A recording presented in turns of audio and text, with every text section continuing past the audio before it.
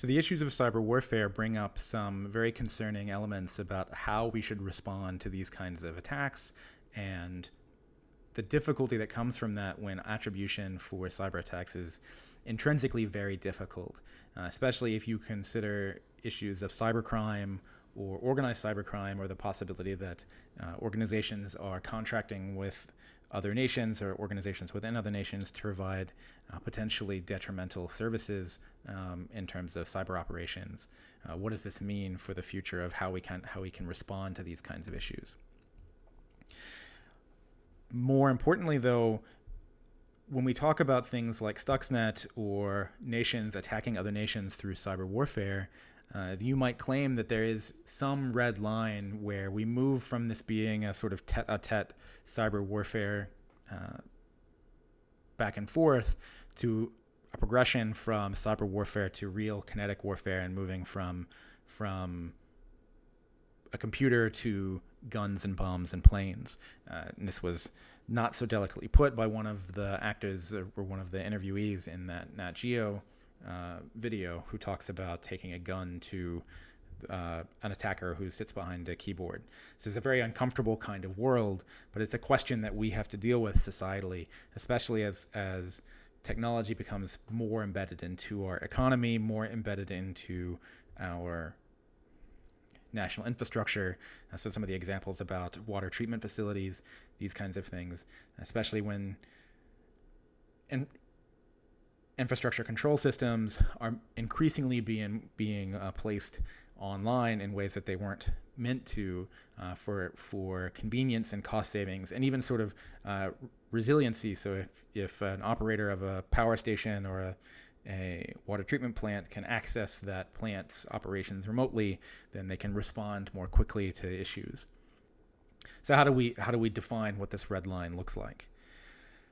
Now, we've talked about the Equifax breach and these sort of personally identifying information sort of attacks, but we can also talk about this in terms of how these attacks have targeted the U.S. government. So you might think that Equifax is targeting just like a company, or the Equifax breach was targeting a company, or the iCloud breach was targeting celebrities, because there is some market for these kinds of images. But recently, I guess over the course of 2013 to 2017, the United States government, specifically the Office of Personnel Management, or OPM, who maintains huge volumes of records on the vast majority of U.S. government employees, was hacked. And during that time, potentially millions of U.S. government employees' records were leaked to what is now accepted to be part of a Chinese People's Liberation Army effort to access this information. This information is extremely sensitive.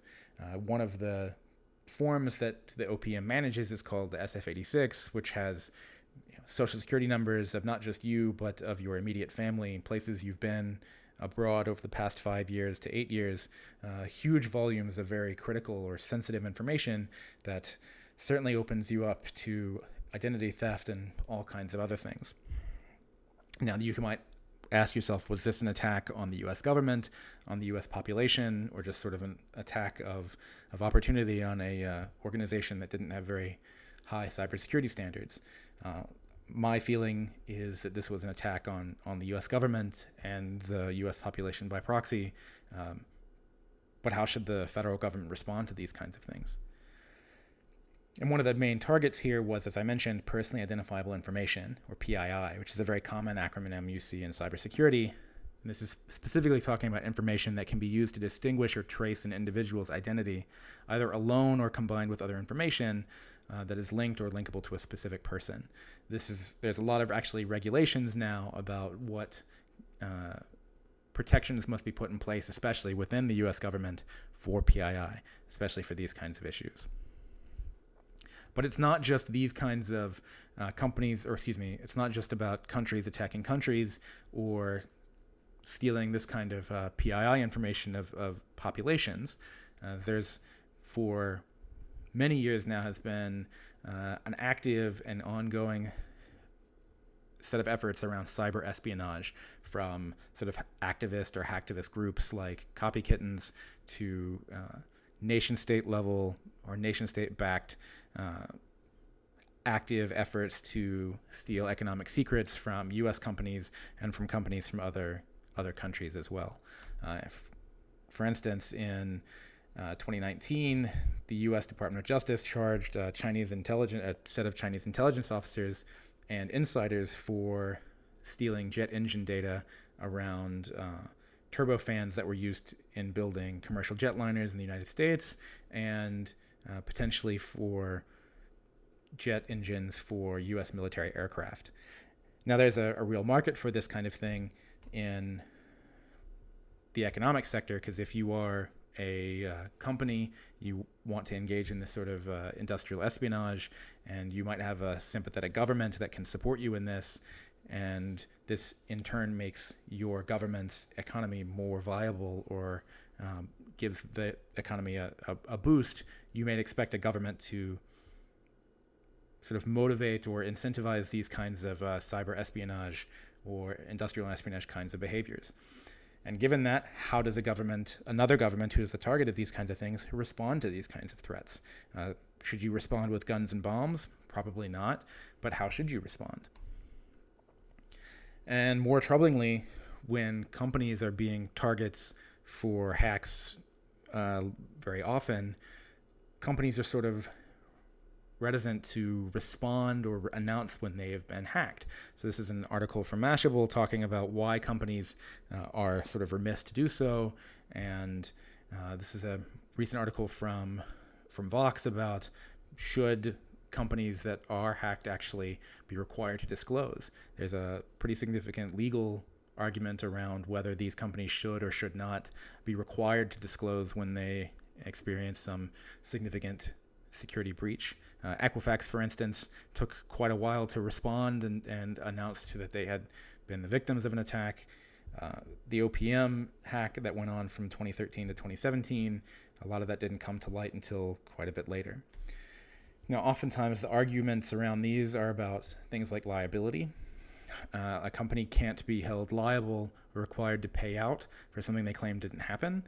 So, for instance, a credit card company that has some massive breach and has their credit card data for a lot of their customers stolen, should they be required to divulge that information and then pay for credit monitoring for all of their customers? Or is it cheaper for them to not say anything, and then when their customers come back and say that they've had fraudulent charges on their accounts, then just eat that cost? Certainly, I think the companies would claim that this eating the cost of fraudulent charges is actually much cheaper than providing identity protection for all of their customers for some number of years. Similarly, we have issues of reputation. If your bank had just been hacked, are you maybe more likely to go and withdraw all your money from that bank and then move to a different bank that has a better reputation for security? This could have a pretty significant impact on the viability of a particular company or bank. From an operational security perspective, maybe you don't want to disclose how a hack was discovered or who was impacted to make sure that what is left of your security infrastructure remains intact. We see some of this with how the United States is proceeding with investigations into the Russian electoral interference attack from 2016, and how the U.S. Justice Department is dropping some of those charges, not because they think they can't win, but because by opening up these charges, they are within the U.S. legal system allowing these organizations access through discovery to get insight into how the Department of Justice identified these kinds of attacks. And there are other business reasons as well. So one of the ones that the Mashable article mentions is about companies being remiss to attribute an attack to a particular government or a particular nation if that nation controls a large market. So in this particular instance, a number of claims by big companies like the New York Times or Sony or Google have been that the Chinese government and the People's Liberation Army was behind these attacks. But if you make that claim of attribution and the Chinese government becomes unhappy with you for that, do they then lock you out of one of the largest economic markets in the world? So there's a definite risk for that. So this is an interesting societal question about should companies be obligated to inform their customers if they have a security breach. Certainly my perspective on this is yes, because we as customers need to have complete information if we're going to be making decisions about risk, but there are arguments against that.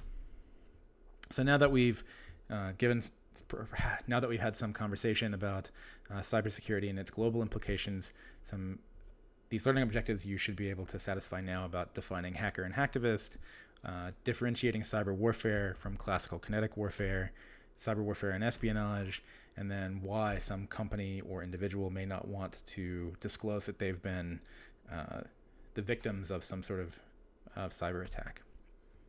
So that ends the discussion on cybersecurity. Certainly there's a lot of things we didn't touch on, and we can go way deep into any one of these. Feel free to reach out to me if you were interested about this topic. My industry experience prior to being in academia was in cybersecurity, so I have a lot to say about this. But we'll end for now here.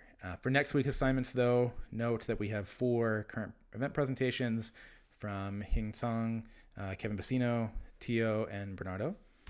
And the online lecture and discussion forum will be set up with these videos and the discussion questions that I've listed in this presentation. So feel free to check those out, and please respond to some of those questions and your fellow students, because you are required to answer at least one of these provided prompts and respond to at least one of your fellow students.